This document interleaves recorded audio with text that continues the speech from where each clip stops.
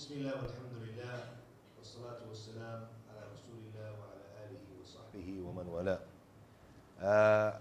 I guess I'm the first person to lecture here standing, maybe. I'm a bit concerned, a bit nervous now with all the wires that I might fall. I hope I'll stay in one place. So I like to move around when I talk. And I remembered I did it actually, I gave a lecture in a masjid here in Malaysia, and they were very surprised.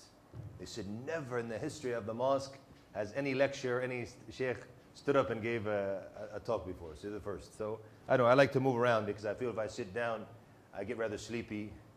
And I'm afraid if I sleep, then you guys will sleep. And Allah musta'an. So inshallah, we want to move around, inshallah. And also we like the lectures to be interactive. I like to ask a lot of questions. I don't like just the heads to nod and stuff like this. I don't know if you understand or if you don't understand. Say yes, yes, yes, yes. And then we don't benefit. So inshallah, we want to have an interactive session. We want to have a powerful session, inshallah ta'ala. Because today we're talking about da'wah power. And how to put power into our da'wah, inshallah ta'ala. So what are the main things, the main ingredients to success in our da'wah that's going to make our da'wah powerful? Anything you do in life, if you want to be successful in your business and whatever it is you do, you have to make sure you have power. It's powerful in order for there to be an effect. So how can we make our da'wah powerful? This is a question. What do we need to do in order for our da'wah to be powerful?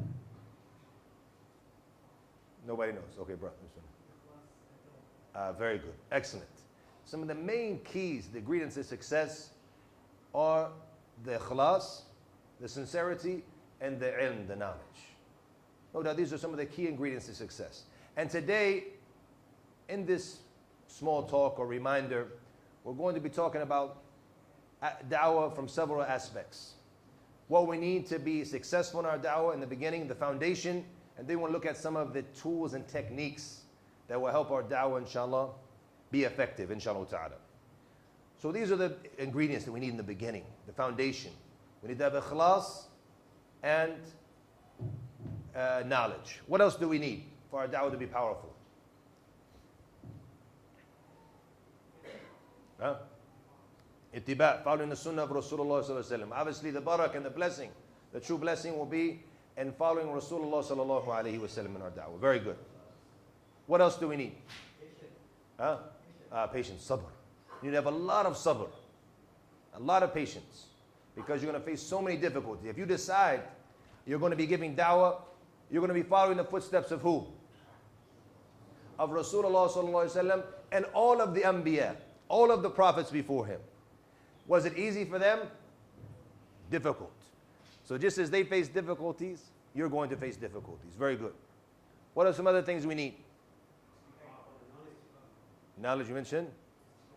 Istiqamah, for us to be practicing in ourselves, the Islam. Because if you're not practicing what you preach, how's the effect of it?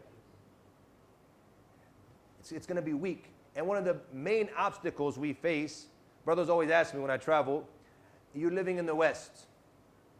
What are some, when you go on trips to the West and all this, how many, or what's the main obstacle you face in the da'wah? What's the biggest obstacle?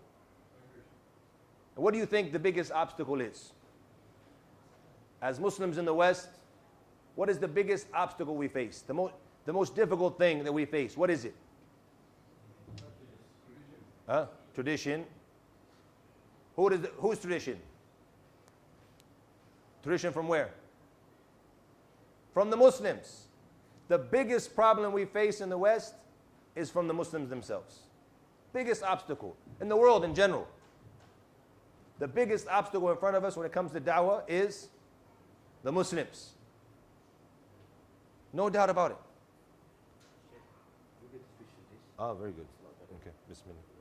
This will give me some freedom. But I'm still have the wire though. The wire is what scared me on the bottom. This is for the people with the, is this how to wear this one?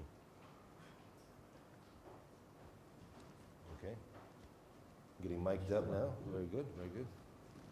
A lot of wires, which kind of, no, it's actually another wire now to be wearing. Alhamdulillah. This is better, but more scary, alhamdulillah. Alhamdulillah. Tayyib. The Muslims. Why is it such an obstacle? Because between us, we always have problems, always, not wanting the other to progress. We're fighting amongst one another. But even more than that is that when the non-Muslim, if we're giving da'wah to a non-Muslim, and we explain Islam to them. Islam is beautiful. There's no faults in Islam. Islam is the solution to all of the problems we're facing around the world today. I gave a lecture one time in Dubai, and it was about the problems we face, or how Islam the solution or something. I forget the exact title. But what I did, I stood in front of the people, and I took out a piece of paper. It was a blank piece of paper. And I said, here's what I prepared for the lecture today. I showed them both sides of the paper. There's nothing on it. So we had a group of people who were coming to hear me lecture, from the Muslims and from the non-Muslims as well. Like, what is this guy, We come listen to him, and he hasn't prepared anything. I said, today's lecture, you're going to prepare it here on the spot. I said, we have a challenge. I said, any problem that the world faces today, bring it in front of me, and I will bring you the solution from Islam. Guaranteed, inshallah. And if I can't do it now, I will go home and research and find the solution and bring it to you next week, inshallah. All the problems they go, alhamdulillah, we found the solution in the Qur'an, the Sunnah, and Islam. Alhamdulillah. Everything is there. So Islam, there's nothing wrong with Islam. But what happens is we come and we show this beautiful religion to the non-Muslims, and they see, mashallah, it's very interesting. Looks very nice. Looks like in what I've been looking for. But if what is in these books is true, if what you're saying is true, then why doesn't it affect you? Why doesn't it affect your community? Why are the Muslims in such a mess all around the world? And how many countries do we have in the world that we can really say, alhamdulillah, look, it's a good Muslim country. We use Malaysia a lot, by the way. I was telling the brother even on the way, as an example, alhamdulillah. Any country, there's room for improvement, but Malaysia has a lot of good, alhamdulillah. At least in a Muslim country, we've done something here in Malaysia, alhamdulillah, as Muslims. Well, a lot of other Muslim countries, we're kind of shy. It's a Muslim country. Yeah, it is, unfortunately.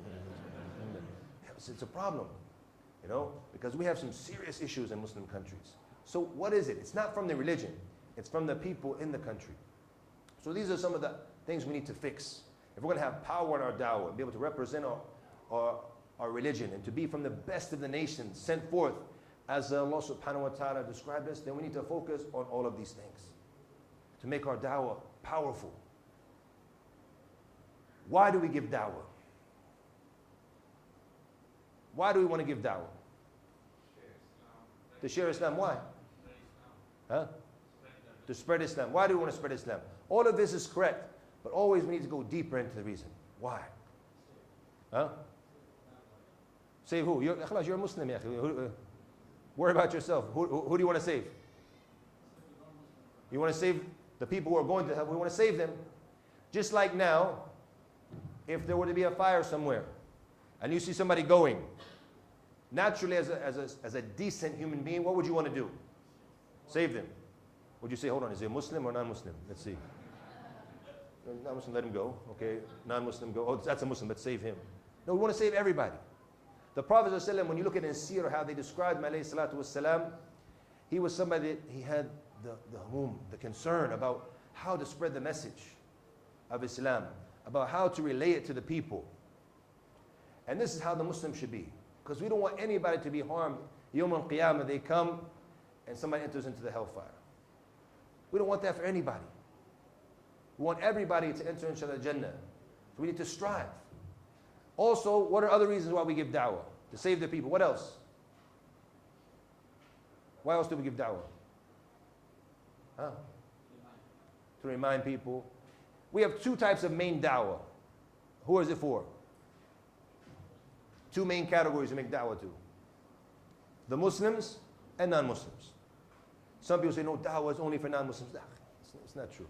Even to Muslims, we give da'wah, which is the reminders. We come here, we remind each other, and we're Muslims. But one of the things we have to realize as an ummah is that this is our duty. It is compulsory upon us as an ummah to relay the message.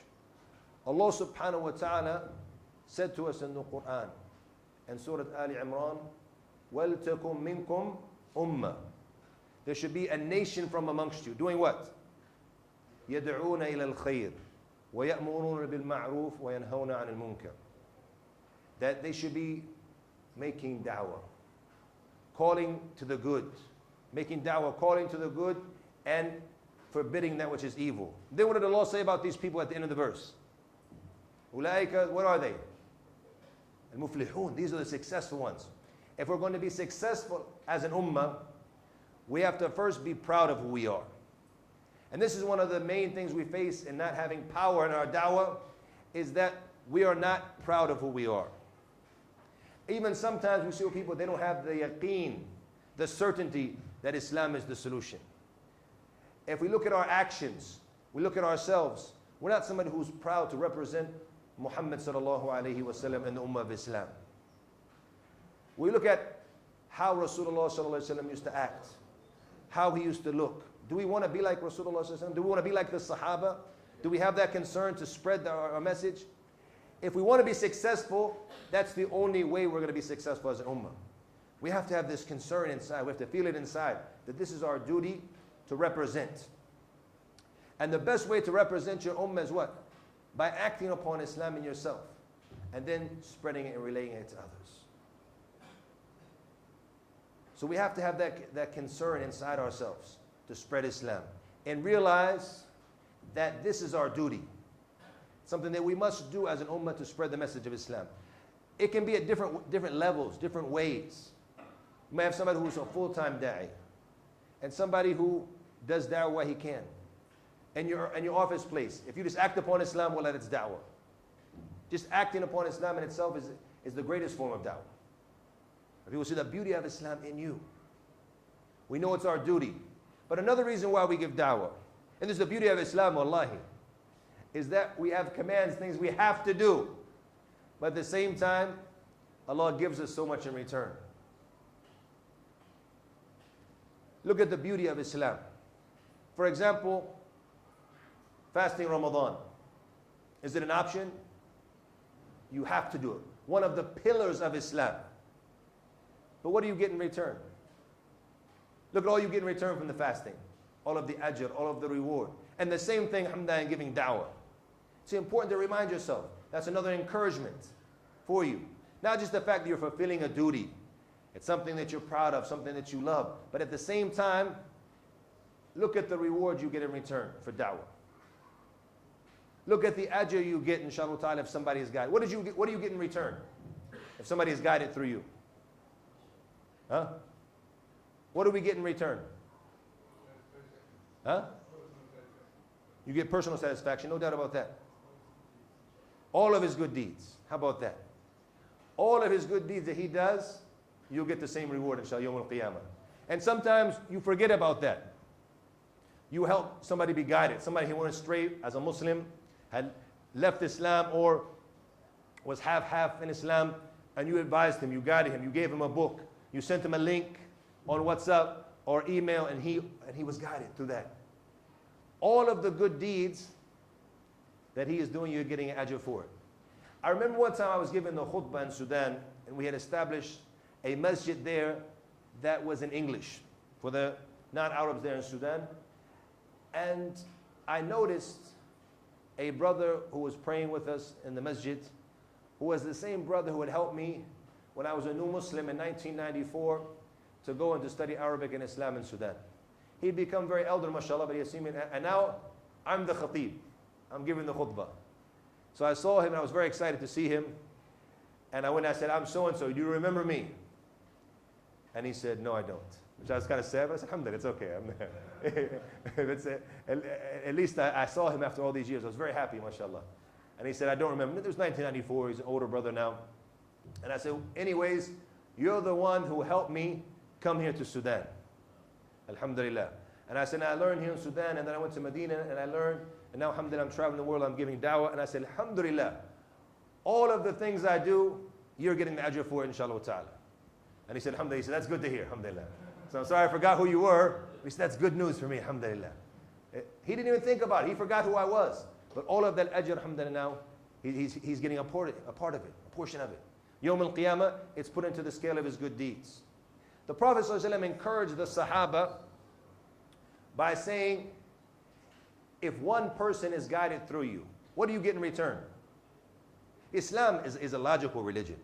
It wants to talk to the logic of the human being. It's not just do. Do and you're going to get in return. Allah encourage you so we can strive for it, because that's the nature of the human being. What's in it for me? Okay? What do I get in return? Now, as Muslims, we leave up a lot of things because of what we get in return where? In the Jannah. Now, if the brother has a business, trading company, he's in selling and buying, and I come to like, help me out, akhi. He helps me out the first time, the second time, but then eventually he's like, what's in it for me? It's a business thing. If I'm losing money, I'm not going to do it. But Allah is giving us in return, ajr, reward. The Prophet ﷺ encouraged the Sahaba, saying, one man is guided. What do you get in return? Huh? Better than the red camels. A bunch of red camels. To us, today, like what? That's what I always use the example. I always give the brother the examples of the red Ferraris. You say red camels, people are like, what are they? Actually, but they're very expensive, even until today. We have some brothers who are some Bedouins from the desert and this, they red camels, they're like, yeah, they still know what it means. We're also like red. So red Ferraris in the world we live in today. You see all those cars outside? Imagine they're all red Ferraris. And mashallah, we say they're all for you. All of them, not one of them, all of them, you can have them. Just having a bunch of these red Ferraris outside, the reward, equivalent to that, for be the one who's the reason behind somebody being guided. Look at the reward you're getting. It's better than that. People are like, I don't know, can something be better than a lot of red Ferraris? Alhamdulillah. You're going to get something even better in the Jannah, inshallah. And even in your life, don't think now, always the ajr, the rewards, is only going to be in the Jannah. Even as the brother mentioned, something very important, the personal satisfaction. You feel good inside. And then also Allah subhanahu wa ta'ala puts barakah and blessing in your life.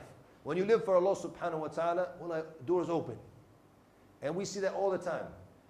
As we try to give da'wah, we go through difficulties, but then alhamdulillah, Allah subhanahu wa ta'ala opens up doors for us. Because we want to strive for Allah subhanahu wa ta'ala. So we know why we're giving da'wah. We know it's our duty. We know what we want in return. And then after we have that mentality that we have to do it, it's something that we must do, we have to go back to some of the things our brother here mentioned. First of all, remember, we have to have what? Ikhlas, sincerity. We do it for who? For Allah subhanahu wa ta'ala. Because you might not think about that right now. One person is guided, two people. But then what happens? All of a sudden you become the king of the shahada. Huh? And here in Malaysia, they call you the king of shahada. Meaning what? That you're passing out shahada right, left, and center. You're giving da'wah and you're effective. The first person accepts. The second, the 10th, the 20th, 100, 1,000. The brother's now given 3,000 shahadas. You think the intention is not going to change? Who's going to try to change it? Shaitan's going to come to you right away. Oh. Brother used to be very humble, so now he walks like this. The Shahada King. Huh? Even he puts it on his shirt in the back. Shahada King. Huh? I'm giving shahadas. You want to know how to do it? Come to me. I'm the man. It becomes a fitna. You have to have ikhlas. You don't want all that to be against you, Yawm al-Qiyamah. All those rewards will be in your scale of bad deeds on Yawm al-Qiyamah. You have to have ikhlas for Allah subhanahu wa ta'ala. And when you have ikhlas for Allah subhanahu wa ta'ala, you'll see how it will affect you and how it's going to affect your da'wah. Because you want so bad. You feel you want that person to be guided. You want to help the people. You have that inside. That's one of the beautiful things I love about the center here. After I sat with Sheikh Hussein, at first I didn't really understand this. What is it? Al-Khadim. Because you think of it, we're coming from the Arabic countries. Al-Khadim is the servant. But then you understand actually, we're making khidmah. We're serving the ummah, serving mankind. I think it says, where does it say it? Right here? Serving mankind, okay? That's what we're talking about. Because this is what we're here to do. We want to help the people. This is what the Muslim wants to do. You have ikhlas, sincerity for Allah subhanahu wa ta'ala. But is that sincerity enough? It's not enough. You have to base it on knowledge. And don't let shaitan fool you, because what happens here, after you had that boost of wanting that ajr, wanting to get involved, and want to spread the message, and be a part of relaying it. Now, as soon as you said knowledge, people go like this. Who am I? I'm miskeen. Because shaitan will come and trick you. Shaitan will come and trick you. Say, Ya akhi, who am I? To give da'wah. I don't have much knowledge. We're not talking about being a scholar. You don't have to be a scholar to be somebody who was a da'i. In fact, if we were to go and show you right now, put them here on a screen in front of us, the most successful da'is that we have, English-speaking da'is anyways, I can show you right now the majority of them, vast majority, and the top 10 are not even really students of knowledge, to be honest with you. They have some knowledge, but they're not very strong. The majority don't even speak Arabic. But what did they have that other people didn't have? They had ikhlas, they had patience, and hard work. And Allah opened up for them. Even though knowledge-wise, they're not the strongest ones in knowledge. And how to give dawah, they might have more knowledge than a lot of the other students of knowledge. But they're not major scholars. They're small students of knowledge who know the basics of the deen, who have some good, they have ikhlas, inshallah ta'ala, they work hard. Allah put barakah, blessing in their dawah. So you don't have to be a major scholar to be, but you do have to have some basics, some knowledge. And the more knowledge you have, the better. The more you know, the more power you're going to have in your dawah. When it comes to being a successful boxer now, anybody box here or in the martial arts? Any brothers, sisters? Well, I'll be scared if some sisters raise their hands, you never know, right? We have sometimes. One of the keys to being successful in boxing is not all about what? The strength and the work ethic. The key is what? That's going to give you some win, some victory. But to be the best, what do you need? The knowledge. The knowledge of it. One of the greatest boxers in our time, who is he? Huh? Muhammad Ali, and then I'm talking about the ones who are boxing today. Huh? Mike Tyson, okay. Because we're in an Islamic gathering, the brothers only want to mention the Muslims. So that's it. Tyson is a Muslim, mashallah. All right. But if you look, for example, at Mayweather, in the days we live in, he's somebody who's a little bit, he's overconfident, stuff like that, but nonetheless, work ethic and very, very smart. And he understands the science of it. So the more you know, the more success you're going to have. And I'm just giving the example from the life we live in. So the more knowledge you have, the more successful you're going to be. In the business world, if you look at some of the brothers or sisters here who have successful businesses, mashallah, tabarakallah, you'll find that they understand what they're doing. They use the mind a lot and think about it. And they make the proper moves. So the more knowledge you have of your religion, the more power you're going to have in your da'wah. The more knowledge you have of misconceptions and techniques of how to give da'wah, the more power, inshallah, you're going to have in your da'wah. And after you have this, like the brother mentioned, you have to have a lot of patience. Realize you're going to face difficulties as you go down the path and you give da'wah. It's not going to be easy. That's why Allah subhanahu wa ta'ala in Surah Al-Asr, one of the smallest surahs in the Qur'an. But as Imam al-Shafi'i said, if Allah only sent Surah Al-Asr to us as a reminder or as guidance to us, it would be sufficient. Because it has all of you need in order to be successful in this life and in the next, inshallah ta'ala. And a lot of times, people like to read this to one another as a reminder. And the Sahaba even themselves, if they met each other sometimes, before they would leave one another, they would read Surah Al-Asr as a reminder. Allah subhanahu wa ta'ala said, all of mankind will be in loss except for the ones who have 4 characteristics. What are those characteristics? The first thing is the iman. With the iman, alhamdulillah, you relax. You find certainty in life. You have direction in life through your iman, through your belief. And then after you have that, you have to have amal salih, good deeds. It's not enough just to have iman. That's why Allah subhanahu wa ta'ala throughout the Qur'an, when He talks about the Jannah and what you're going to get in the hereafter for your iman, He always mentions the amal salih, the good deeds with it. And after somebody has these 2 beautiful ni'mas, these blessings, the iman and the good deeds, immediately he wants to share this with others. Because as Muslims, what happens? We become very stingy now with the khair we have. We don't want to share. We're bakhil. We don't want to share this khair, this good that we have with the people. So we have the Islam, alhamdulillah, ticket to Jannah, but it's only for me. You look at somebody else, go to hell. You go. At least I'm going to make it to Jannah. The true believer wants to share this with everybody. He's proud of who he is as a Muslim. I want to share it with you. Yes, I'm a Muslim. Why do you do this? Because I follow Muhammad sallallahu alayhi wa sallam. I follow the Qur'an and I'm proud to be a Muslim. And that's what Allah subhanahu wa ta'ala said, وَتَوَاصَوْا بِالْحَقِّ. Calling and reminding to the haqq. But those three, it's not it. The fourth characteristic, what is it? Sabr. You have to have patience. Because if somebody's going to hold on to the rope of Allah subhanahu wa ta'ala and try to make it to the Jannah, the difficulties you're going to face. And then if you want to add on to it, you're going to be calling to it. Not just acting upon it. You're calling to it at the same time. You're going to face difficulties. So you have to be prepared for that. These are all forms of introductions of things we need in order to make our da'wah strong. One of, as a student, sometimes you hear something from one of your teachers, one of your scholars that sticks to you. I remember one of our esteemed scholars who taught us, he told us something very beneficial, which I remember I wrote down on the side of the book. And I still remember it till today.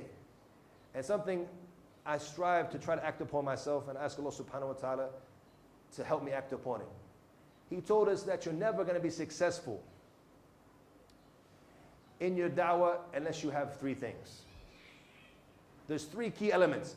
If you have these, inshallah, Allah will grant you tawfiq. He'll grant you ability and success, inshallah, in your da'wah. But if you don't have these three things, you won't be successful. They're the key, he told us. And that is, first of all, he said, to have vast knowledge of the religion. Because the more knowledge you have, also the more iman you have, the more you know Allah subhanahu wa ta'ala. A lot of times we find people who are giving da'wah and traveling around the world, and they don't even know who Allah subhanahu wa ta'ala is. He's a Muslim. Allah looks like he's following the sunnah. Tell us, who is Allah subhanahu wa ta'ala? Tell us, explain to us, la ilaha illallah. And he'll come and tell you, there's no creator and provider except Allah. Yeah, we know that, but tell us who Allah, we need more than that. That's not what that is not what la ilaha illallah means. Okay? That's part of it. That falls under, that's not the main thing. The main thing is that there's no deity worthy of worship except Allah. There's no true God worthy of worship except the one true God, Allah subhanahu wa ta'ala. And this is what the Prophet and all the prophets called to. This is the meaning of tawheed. To know to know Allah subhanahu wa ta'ala with his beautiful names and his attributes. To have strong faith with Allah subhanahu wa ta'ala. Strong knowledge. The more you know Allah, the more you increase in your iman as well. Strong knowledge. And secondly, to have a strong relationship with Allah subhanahu wa ta'ala in your ibadah, your worship. So many times when we get involved in da'wah, we forget our own selves. We forget our own ibadah. And I'm going to tell you a story that happened to me when I graduated. And I learned something that I'm still trying to fix today. And that is that I talk too fast. I can't help it. Sometimes I get excited and I try to talk slow. Brother always come to me and said, very nice lecture, brother, but if you slow down. Okay, alhamdulillah, I try my best. But then I get into the lecture and I get excited. And alhamdulillah. But I think I'm slowing down a bit, alhamdulillah. So I went to the Eastern Province in Saudi Arabia to give a lecture. And I received a phone call from the office of Sheikh Muhammad Saleh al-Munajjid. Allah subhanahu wa ta'ala preserve him. And he said, Sheikh Muhammad wants to invite you to lunch.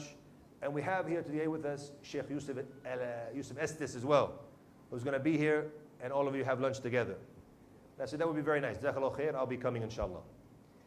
They said also there's a program for some of the English-speaking da'is working in the field of da'wah with Sheikh Yusuf before the lunch. If you're interested, you can come. I said, alhamdulillah, I'm free in the morning, so I'll come as well.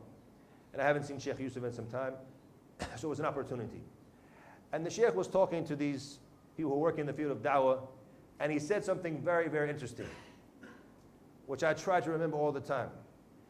And he said that the da'i, the one giving da'wah, doesn't have 5 prayers. That's the normal Muslim. The one who is the da'i has 6 prayers. 6 in a day. It has to be. Because you have to have the night prayer, the qiyam al-layl. He said, even if it's a half an hour at one night, he said, if you don't put your head down on the ground, that lady you met today who asked you about Islam, if you don't have the ikhlas and the sincerity and the concern to put your head down during the night and to beg Allah subhanahu wa ta'ala to guide her He said, we don't want you with us. This is the one to take his da'wah to the next level. It's about da'wah power. If you want to have power, you have to work hard for it. How many of us go to the gym? If you go to the gym and you work out, there's different levels you can reach. You can tone your body. You can go in there and do a little bit. Doesn't do much for you. Or you can go in there and you can give it all you have. And you'll see the effects. You'll see the power at the end.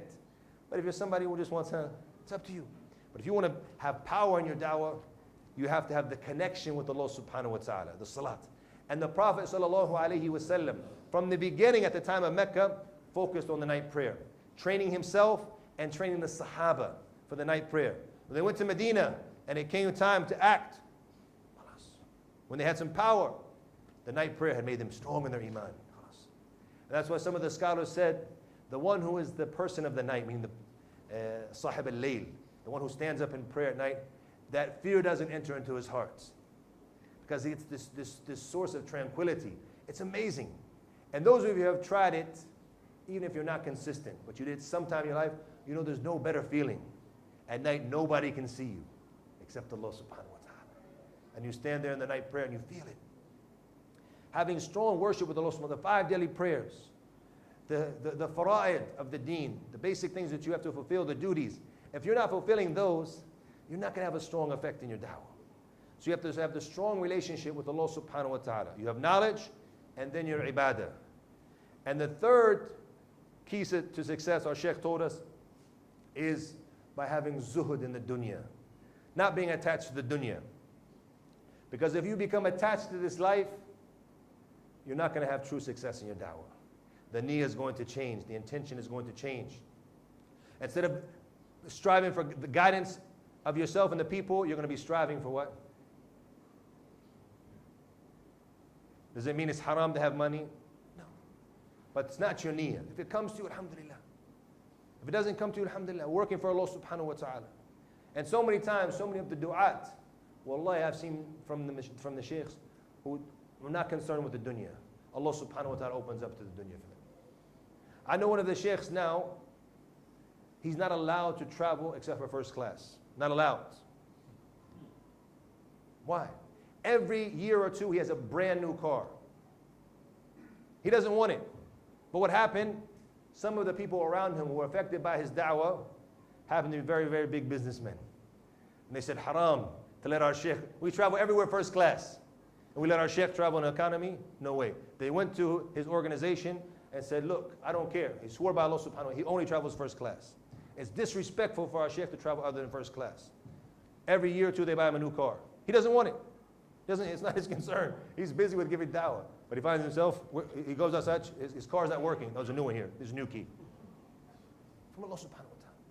He didn't want it, Allah gave it to him, alhamdulillah.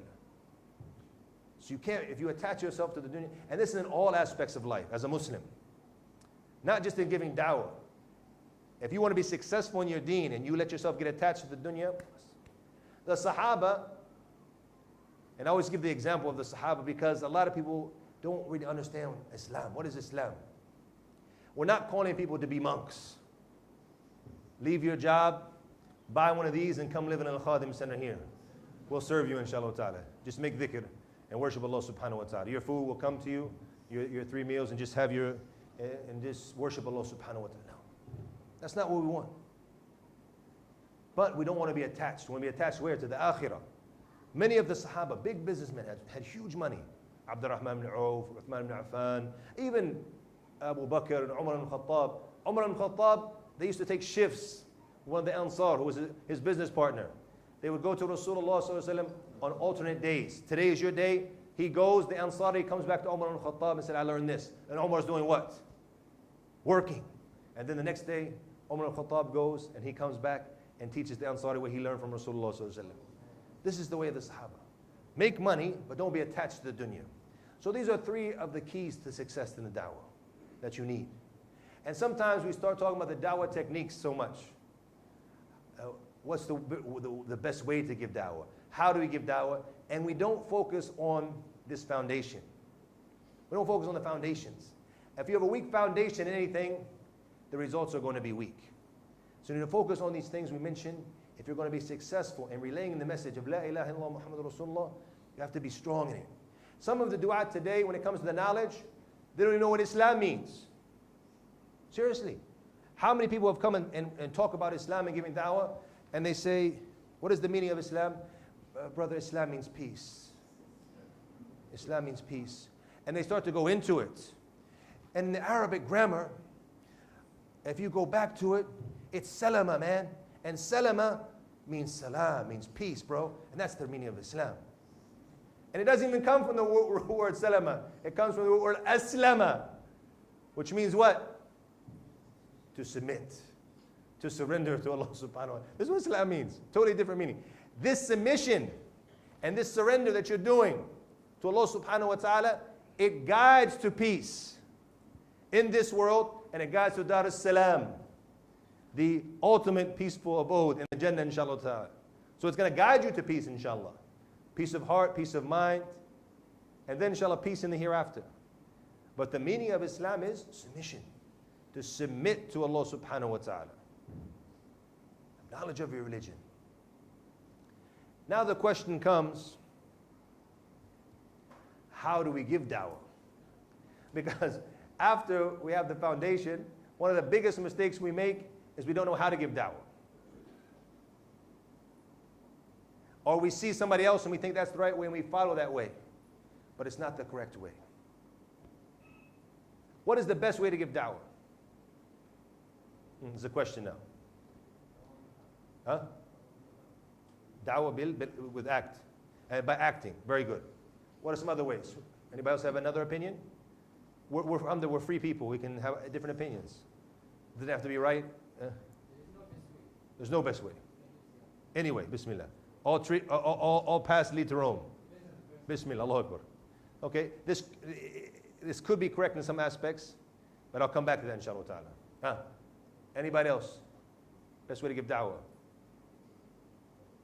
Like what the brother mentioned, the best way to give da'wah without even saying a word.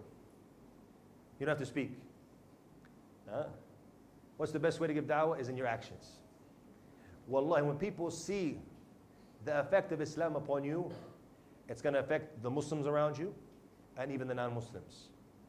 When they see the beauty of Islam. The largest Muslim population in the world today is where? Indonesia. How did they become Muslims? In many of the places here in Asia. Through the sword, right?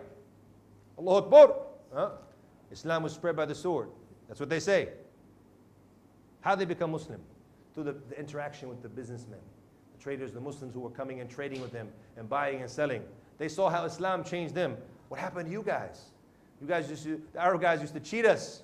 Used to lie to us. All of a sudden you guys are honest and telling us the truth. What happened to you? Oh, we're Muslim now.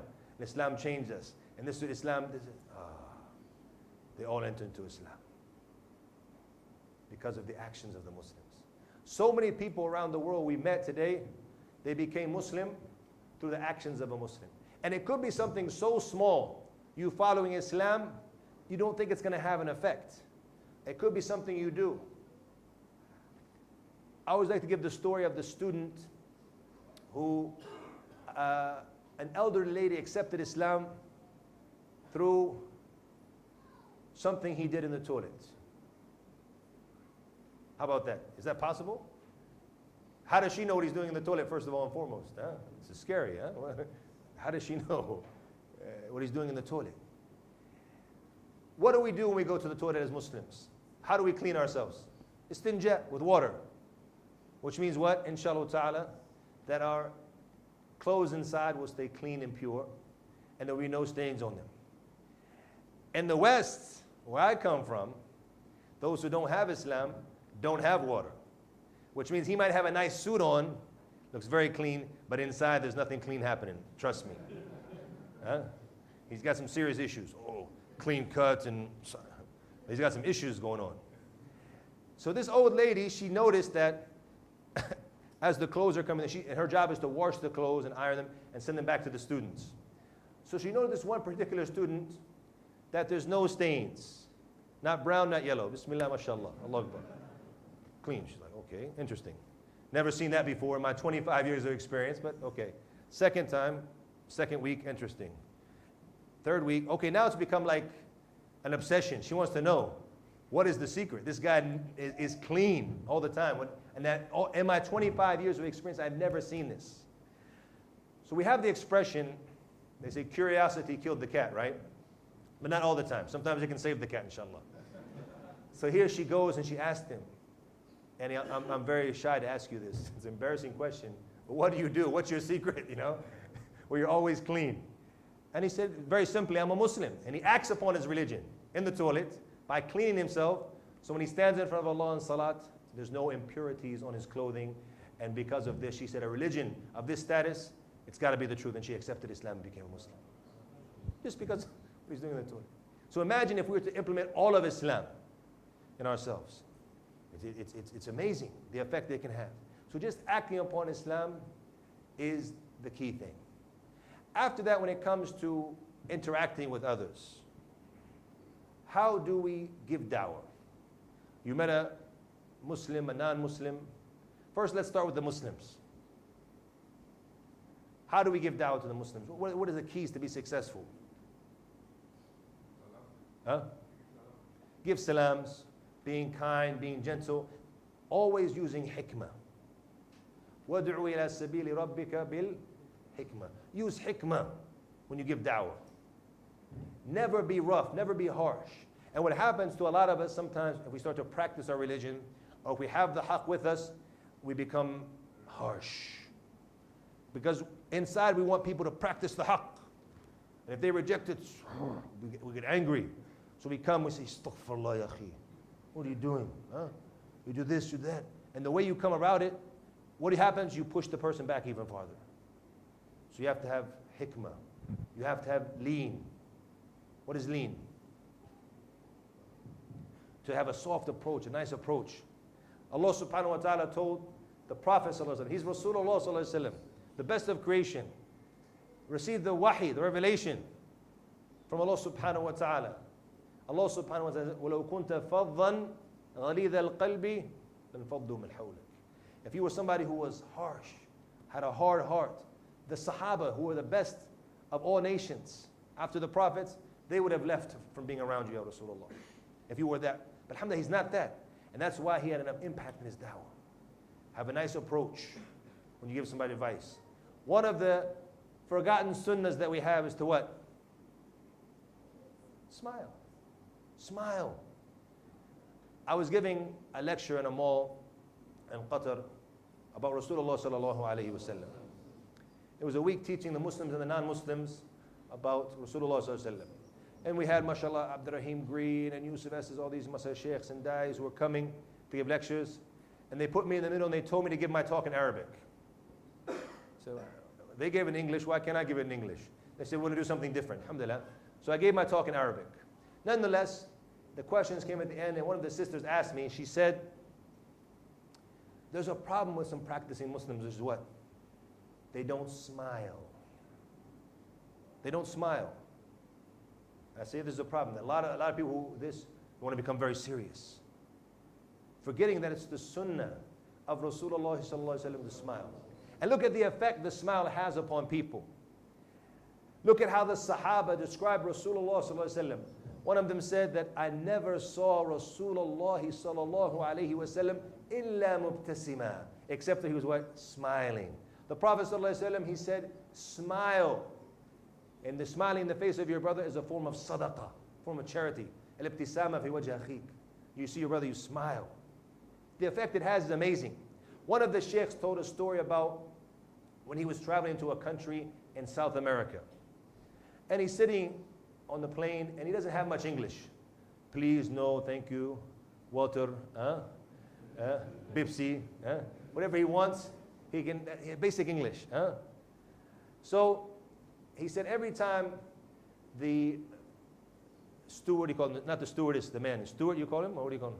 Anyways, the cabin crew from the guy who was coming to him, the man who kept walking past him, he said, every time he walked past, I would smile. He said, alhamdulillah, I made myself busy on the plane because a 14-hour plane trip. He said, I had my books, I had this, my laptop, I'm working. Every time I walk past, I smile. If I want something, I say, water please, and smile. He said, as I was getting off the plane, the man came to me and said, thank you. Thank you very much. Which is usually the opposite around, right? You usually thank them for their service, right? So he said, why are you thanking me? Thank you for what? And he said, thank you for your smile. And he said, my intention was, as he sees me, this big beardo with this big beard, and he sees those crazy guys on TV now who are supposed to are representing Islam, he's going to say to people, no. Because I was with one of the Muslims on the plane, and he was very nice, very kind, always smiling. Just a smile. And this affected him, by the beauty of Islam, through smiling. But back to where we were. A lot of people now, they go into attack mode. I want to prove that your religion is wrong. Oh, you're a Buddhist. I'm going to prove to you that that is wrong right away. If somebody comes to you and what? Christian, Hindu, I want to attack. And we've seen some of the famous dais who became famous around the world. This is the style that they chose to use in Dawa. And this goes against the teachings of the Qur'an. Pay attention. Don't think of he gets somebody, he debates and he's refuting and slamming them down on the ground. Oh, Islam. Huh? And we, as Muslims, sometimes we like this though, because they would say, we were victorious in the debate. Dawa power, this is it. Give him the power, give it up. Knockout punch. The worst way to give dawah, trust me. And it goes against the teachings of the Qur'an. Allah subhanahu wa ta'ala said, وَلَا تَسُبُّوا الَّذِينَ يَدْعُونَ مِن دُونِ اللَّهِ. Do not curse those who make dua to other than Allah, the polytheists. Why? فَيَسُبُّ اللَّهِ. They will come back and they will curse Allah subhanahu wa ta'ala. The same thing, if you're coming to somebody and relaying to them, a Muslim, you want to advise him to stay away from evil and you attack, he goes into defense mode. You go to the non-Muslim and you attack, defense mode. So even if he's not really certain in what he has, or he might hold on to it. Somebody who's doing sins as a Muslim and you attack and you're harsh, he might want to leave this sin, but because of the way you approached him and how rude you were and how tough you were, he wants to hold tighter to it. So never go that style. After that, the next thing we need to be aware of. When you're giving dawah a lot of times to non-Muslims, a lot of times they come with what? Difficult questions. The first thing you want to know about Islam is what? There's 4 main questions they're going to ask about, maybe 5 today. They want to come to you and ask you about these questions which are on their minds because they're seeing certain things on the media. What are the main things that non-Muslims ask about? Huh? What is it? Nobody gives da'wah, nobody knows what they ask about? Jihad. And you can add on to that, today ISIS as well. What else do they ask about? Polygamy. These are the main things. And they always ask about the polygamy and jihad and this. These are some of the main questions that will come to, along with some other things. So these are the type of things they're going to come with. But what is the benefit now? What happens is brothers want to prove, for example, polygamy is correct. If you're talking to a man, most likely it's not difficult to convince him in giving dawah. Even some do say, no, I'm with you guys on this. This is the thing I like about Islam. This is cool, and I give this to you, you know. You're talking to a woman, you want to convince her. We can't convince the sisters and the Muslim sisters, ya akhi. You're going to convince a non-Muslim about polygamy? And what happens? You sit there and start debating about these things. Debating. And sometimes people get upset and you're actually causing more harm than good. So never open the door to debate about issues.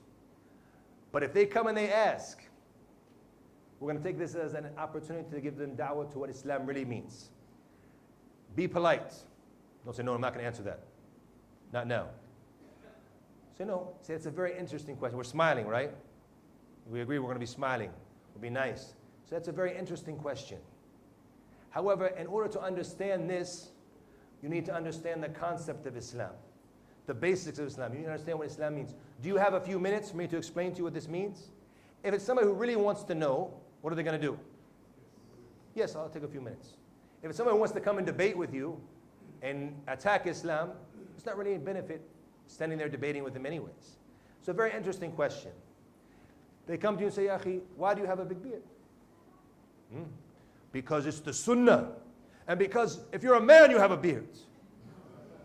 because we're not women. This might be something negative to him right away. You can use that later to explain to him when you come back to his question, but no, we're going to use it as an opportunity to say, that's a very interesting question. Maybe you wondered yourself before you were a Muslim or this, why do these guys have these big beards? What is it? So to understand that, you need to understand the concept of Islam, the basic of Islam. Do you have a few minutes? Why does the woman cover? Why does she cover her face? Why does she cover her hair? What is this? What is it behind? It's an interesting question. But to understand this, you have to understand the concept of Islam, which is Tawheed, which is La ilaha illallah, which is submission. Once you understand that this woman who's covering herself, or the man who has his beard, it's submission to Allah subhanahu wa ta'ala. This is what Islam means. You want to take him back to the foundation of the religion and giving da'wah. But these side conversation and debates, wallahi, they never end in good usually. And you're not usually going to convince them anyways. But once they understand where you're coming from, because they have to see things like you see it. For them to be able to understand some of the things that they have issues, they have problems understanding, they need to understand the world and see it through the same glasses that you're seeing it. If they can't see through the same glasses you're wearing, it's going to be different. This is what we have to realize. People, if they're not seeing the same way you're seeing, it's a problem. Most time with Muslims, you can come to Muslims and say, Akhi, Allah said this, Rasul said this. They give in, they can't really say anything. But for them, no, they don't believe this right away. So it's not going to, no, we say this because Allah said this in the Quran. They're not going to understand this. So you need to go back and take it to the foundation right away of the concept of Islam and the issue of Tawheed. We bring everything back to Tawheed. And this is the foundation of our da'wah. Tawheed, La ilaha illallah. A lot of people now want to focus on other things. The scientific facts proven in the Quran. And let's give da'wah through this. Is this beneficial? No doubt. And it's awesome because we can prove that the revelation we follow, the Quran, is truth. There's no way these facts could have been there 1,400 years ago. It's impossible. It has to be a book of truth. But we're not going to start with that. We're going to take it to the foundation. Because the main element, the main difference that we have with other religions, this is it. This is it. If you come to them with some historical facts, things proven in the Quran, they say that's very interesting. And that might show that your book is the truth, but why would he change? Why would he change his religion? But the main difference is not that. The main difference is the issue of Tawheed, the monotheism, the oneness of Allah subhanahu wa ta'ala. No other religion in the world has it except for us. This is what makes us special. We're the ummah of La ilaha illallah Muhammadur Rasulullah. So we need to take it back to the foundations. And once we do that, what are the foundations we need to, how do we focus? A very interesting, I'm not here today, by the way, to reinvent the wheel. I'm here to give a reminder. And I'm somebody who, I benefit from my brothers who work in the field of da'wah. Myself, I'm a teacher. I specialize in fiqh and aqeedah and tafsir and these things, and I studied several years in Medina. That's what I teach the Muslims.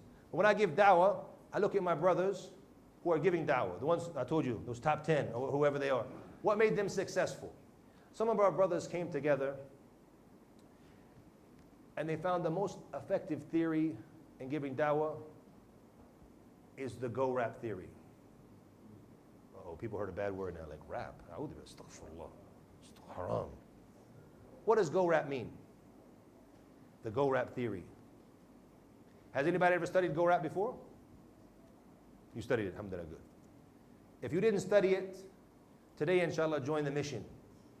Bidnillah. Go to missiondawah.com today when you go home and study the go rap theory in detail. Wallahi, because I've studied. I studied in the College of Dawa in Medina. And I've looked on the ground. I've studied, I think this is the best theory, hands down. You can download the manual of how to give da'wah. And you can watch the videos the brothers have done about how to give da'wah. What does it mean, go rap? The brothers are still a bit upset about this. This whole rap thing. Astaghfirullah, we're in a holy place. Astaghfirullah. Huh? Inside, the brothers are saying, but the Malaysians are so polite, mashallah, tabarakallah, nobody's saying anything out loud. What does it mean, go rap? It's an abbreviation of one. Don't worry, we're not going to be rapping to you now, alhamdulillah. I'm not going to change. No, it's not going to happen, inshallah.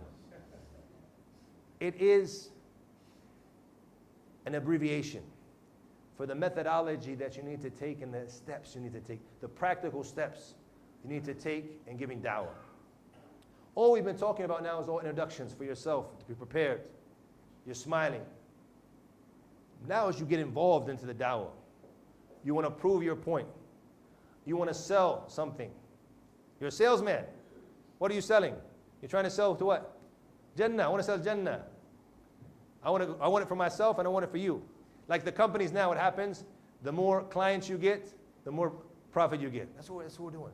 We're trying to get profit for ourselves and trying to help you too get to the Jannah. We want to sell you. So we have to make them, first of all, understand why. What is the importance of this? And something very beautiful, as I had the meeting the other day with Sheikh Hussein, and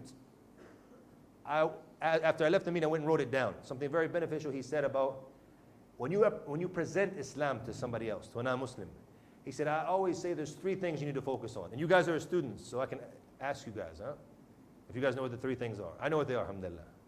So I went and wrote it down. He said there's 3 things you need to focus on when you present Islam. When you want to show them what Islam is. What are those 3 things are? First of all is what? That you show them something that is logical, use logic. And then something that is rational, and then something that is practical. And I benefited from that. I went home and wrote it down. And I thought about that. Something that is logical, meaning what? What does it mean logical? Something that makes sense. And then something that's rational, meaning what? That it's not based on theory, it's based on facts. You have actual evidence to prove your case. You go now and you're selling something in a company, you say that my product is going to make you a lot of money. Okay, I'm willing to invest, I have money, but show me, what's the proof? Where's your data? Well, I don't have any of that. I don't have any actual facts, but I believe this. Who wants to invest in this now? Huh? I'm not crazy. I don't know, the brother, can we see if we get this fixed? I think, okay, there it goes, like this. Okay, yeah, okay, I'm back here. Janine. See, when you do things, they say the statement, teach somebody how to fish, what? He'll eat forever. Give him a fish, he only eats for the day. You know this expression, right? So I didn't know how to put it on. The brother put it on me, so I was lost. How to fix it. Now I realized how to do it. It happens to me every time, by the way. I always wear this, and I have no idea how to put it on, because it always gets put on me. Alhamdulillah. This is what happens. Alhamdulillah. Wait, back to what Sheikh Hussein said. The first thing, we make it logical. We make it what? Rational. Something based on facts, and then making something practical. And Islam is something for everybody. Has the solutions for everything. It's not something that's difficult, because a lot of people look at it like, yeah, but I couldn't do it. Yeah, if we can do it, you can do it. But to show them the beauty of Islam. So from the beginning, if you're going to talk with somebody, say, first of all, we want to base our discussion on something that's logic and something that's what? Rational. Something that's facts. Not on emotions. That I'm going to base it because I'm a Muslim, it has to be the truth. And you're saying no because my family's not Muslim, I'm not going to accept it. No, we're going to base it on facts. Once you reach that agreement, most people, they'll agree to this. Because what happens if you don't make this agreement in the beginning, what's going to happen to that? The whole debate thing is going to come back. And getting into opinions. Well, I look at it like this, okay, it's based on facts. You can't open, that door won't open in shalom time. But after that, we're going to go to the G. What does the G stand for? And go rap. Huh? Brother's still laughing about the go rap, right? God. Meaning the existence of God. And it depends which country you're from and who are the people you're giving dawah to. Because you'll find some people who have no issue with it. They believe in God. And the O is for them. But you have others who don't believe in God. Huh? So you have to prove the existence of God.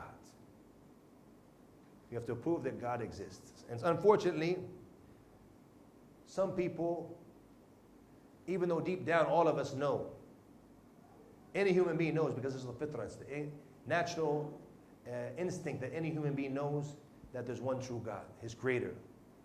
But some people have been lost from the fitrah. So it's our job to guide them back to the path. How can we prove that God exists? Who can prove it? Huh? His revelations, he doesn't believe in the revelation though. This is the thing. If we go far away, I don't believe in your book. He said, I believe this came from Muhammad. I believe that Jesus wrote the Bible. He'll tell you this. I believe that Muhammad wrote the Astaghfirullah, but this is what they might have in their mind. So the revelation is not going to be proof right away. Later on, we come with some evidence from the revelation that's going to help us. But in the beginning, we need to really prove it. You can prove, for example, through his signs, through his creation. Allah subhanahu wa ta'ala told us the basic fundamentals in the Quran. Were they created from nothing, or are they creators? خُلِقُوا مِنْ غَيْرِ شَيْءٍ أَمْ هُمُ الْخَالِقُونَ. Who created the heavens and the earth? But they have no certainty. So Allah subhanahu wa ta'ala teaches in the Quran. When you go back and look in the Quran, you'll find the answers to everything. We don't pay attention to the Quran, unfortunately. To get them to start thinking out of the box about the creation of Allah subhanahu wa ta'ala. This is one example.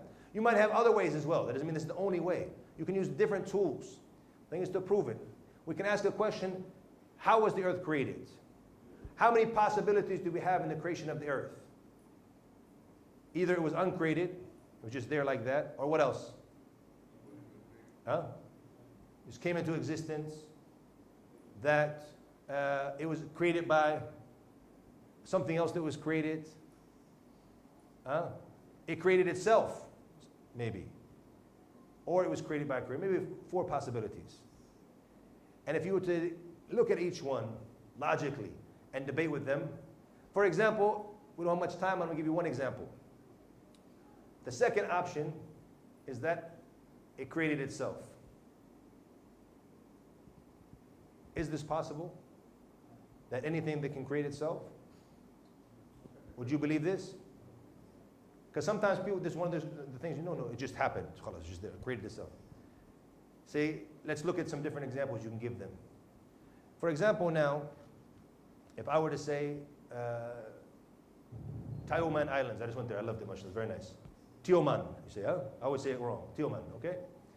So now let's say the Tioman Islands, nobody's living on it. It's a deserted island. And we want to go explore. And as we're walking through the islands, we find this, mashallah, brand new iPhone 6 Plus. And it's not, it doesn't exist anywhere in the world. And then we say, what? Wow, that this iPhone, over all of the years on the island, it came into existence. Slowly started to form throughout the years, and there it was. Would you believe in this? Person in front of you say, you're crazy. Say the same thing. That all of this earth, which is more complex, more in detail, all these heavens and earth we see in front of us, the skies and what's on the earth, that it came into existence. We wouldn't believe that. And also, the issue of creating itself, just as it didn't just come into existence. You wouldn't believe that of something that, this laptop, The Eskimos in Alaska, they come and they found, wow, it just formed itself throughout these years, this beautiful laptop, mashallah. It wouldn't make sense. So that's not possible. The second option is that it created itself. Can your mother give birth to herself? Is it possible for your mother to give birth to herself? You guys have some doubt. Nobody said anything, by the way. You guys aren't talking. That means some people are like, let me see. Obviously not. No way. It's impossible. The same thing with the earth. Like if it was created by something else that was created, you're going to keep going back to what? What's the origin? What's the origin? And the origin has what? No end. So that's impossible. Which means what? There's only one option. It was created by something that was uncreated, which is Allah subhanahu wa ta'ala. Logic. Get them to start thinking logically. And also using the rationale, which is something based on facts. All of these theories are impossible.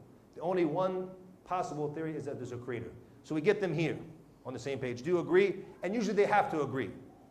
Okay, sometimes they might say, well, I'm still not, but we still keep trying. And you have to realize as well that there's no magic thing you can do giving Dawa. It's going to convince everybody. There's no one tool you can use that's going to work for everybody. It's going to be different each time. So you can be talking to somebody right away, they believe. Somebody can come now and listen to the lecture and they get up at the end and say, Ashhadu an la ilaha illallah. Another person, for years you keep trying and they reject it. And then after some years they accept. So there's no one thing you can use. You use all of the different tools. You learn now. We're here today to remind ourselves of different tools we can use, different techniques we can use in order to hopefully, inshallah, have an impact. Second after that, the oneness of Allah subhanahu wa ta'ala. How can we prove the oneness of Allah subhanahu wa ta'ala? Briefly, Allah subhanahu wa ta'ala also shows us in the Qur'an by saying what? Because if there's more than one God, what happens to the earth? What did Allah say in the Quran? It's going to corrupt on earth. It's going to cause chaos on earth. Any company in the world, how many CEOs do you have? One. How many presidents do you have? One. How many prime ministers do you have? One.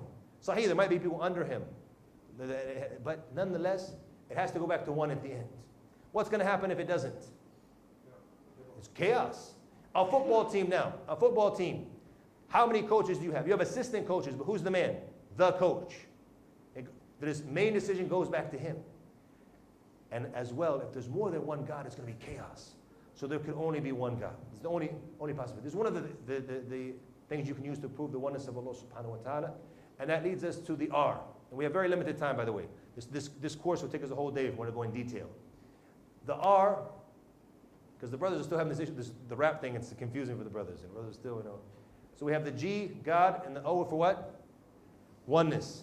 And the R for what? Revelation. Now we come to your tool. In step 3, not in step 1.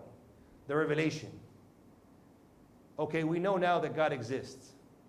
We know that He's one, and He's the only one who has the right to be worshipped. We've agreed upon this. And always, as you're talking to somebody, try to get the agreement. Do you agree with what I'm saying? And what do they say? Usually they have to say yes. They might say, well, I don't know. You don't have to force them. Say, look, you have to agree, or the conversation stops now. You have to agree, or we're going to take things to the next step. We're going to hand it American style. We're going to go outside now, like 2 men. No. If they agree, alhamdulillah. If they don't, they don't. But they keep going with you, that's also good. Because maybe in the beginning there was something, maybe we'll come now, something in the revelation, and they'll be like, oh yeah. And something will kick in earlier, and they'll start to come to agreement with you, inshallah ta'ala. So the R is for what? Revelation. We have so many facts in the Quran that prove this is a revelation of haqq. From who? From Allah subhanahu wa ta'ala. We have proofs that it can only be from Allah. It couldn't be from anybody else. So we prove the revelation. And we show them the importance that we are in need. We know Allah's existed. We know He exists. We know that He's one. But how do we do things in life? Which direction do we go? We need a revelation from Allah subhanahu wa ta'ala. Just like a manual now. If you want to know how to use your phone or things in your car, and what do you need? You need the manual. And who's going to bring that manual to you? The A, by the way, is just, as we say in Arabic, harfu atf, which is just something, an and. It means nothing, and only. Just so you can keep the theory in your hand. It's 4 steps. The G, the O, the R for revelation, and it's this part actually, but the P is for what? For the prophethood. You need the prophet. The prophet from Allah subhanahu wa ta'ala who sent prophets to all of mankind. He's the one who came with that revelation. Who is our prophet alayhi salatu wasalam? Muhammad sallallahu alayhi wa sallam. That's when we open up the door, starting about Muhammad sallallahu alayhi wa sallam, explaining who he was. What was his message? So that is the go-rap theory. And wallahi, this is the best way. If you go online and you watch it, the best way to give dawah. The brothers in the UK, they came together with all of their years of experience. And as they always say, 60 years of experience, to hear them. And you look at someone like Abdur Raheem Green, you don't look 60. How long have you been Muslim? 60 years of experience. But it's not just his experience, it's the experience with all of the brothers. As we sit with the dua, we see, wallah, this is the most effective way to give dawah. Like I said, there's other things you can add. There's other personal things you might benefit. Something that Sheikh Hussein mentioned, very important, which I didn't think about. He said also knowing the environment you live in. Because I can come here now and start talking about things. Maybe it doesn't work in Malaysia. Maybe there's a better tool you can use in Malaysia. Maybe there's something very important in Malaysia you need to focus on that me in the West or wherever I travel, I wouldn't focus on this. So also knowing the environment is very, very important in giving dawah. Knowing your people, knowing what to do and what not to do. He mentioned something very interesting about the people who accepted Islam that I never heard all my years of traveling and giving dawah and lecturing and talking to non-Muslims. Never I heard in my life. That he likes to do what? When somebody wants to accept Islam, to call their family in. For them to witness his shahada. And they're thinking, no way, that's going to make him go farther away. But he said it makes the transition much easier for them. I said, that's amazing, mashallah. Never heard that in my life. I benefited that from the Sheikh. Something he did, and he said, this works for us here. Okay? Because they have misconceptions about the Muslims, about this. So now they feel good. There hasn't been a spell cast upon their son or their daughter. He's actually entering Islam because it's something he believes. So alhamdulillah, this is a way that works here. Perhaps where I'm from, maybe it doesn't work. But you needed to know the tools you use in your country. And at the end, like we mentioned today in the beginning, we talked about the important fundamentals, the foundations that you need as a da'i to be successful in your da'wah, and then some of the techniques. We brushed up on it very, very briefly because we don't have a lot of time. Like we said, this is a course. This is a day course, what we're talking about. We've done it now in about an hour, a crash course as they call it, alhamdulillah. But hopefully, inshallah, that will have a lot of good benefit, what was said. And at the end, remember that the hidayah, the guidance, who gives true guidance?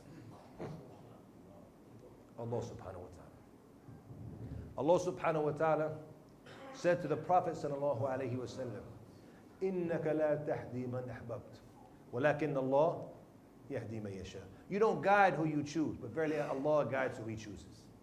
Always remember that, alhamdulillah. What do we do as da'is? We plant seeds. We're farmers. Be proud to be a farmer. We're planting seeds. That's all we do.